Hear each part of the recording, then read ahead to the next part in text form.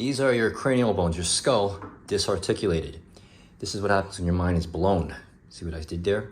So anyway, this is your occipital bone, the base of your skull. This hole here is a foramen magnum. That's where the spinal cord.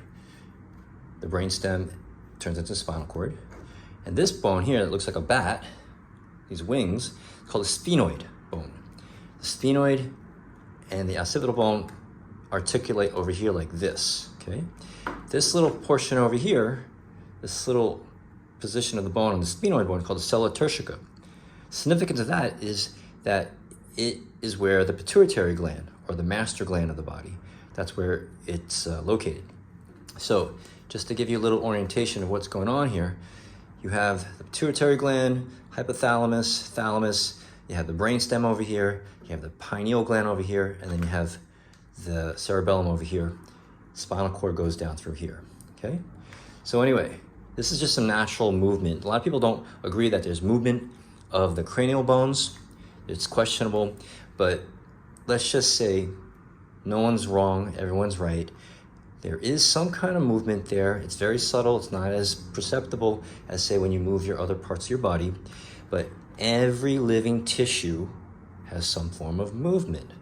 So these skull bones have to move to some degree. So in general, I'm going to exaggerate some of the movements here. When we take a breath in, the sphenoid and occiput go like this to expand and make space in the cranium.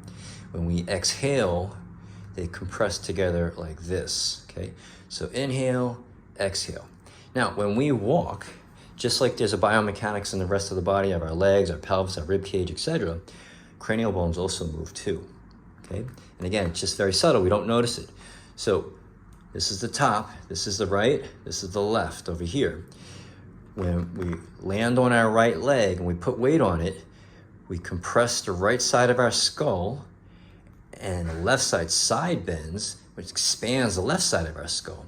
And then when we shift onto our left foot and put weight onto it, we compress the left side of our skull and side bend on the right, which expands.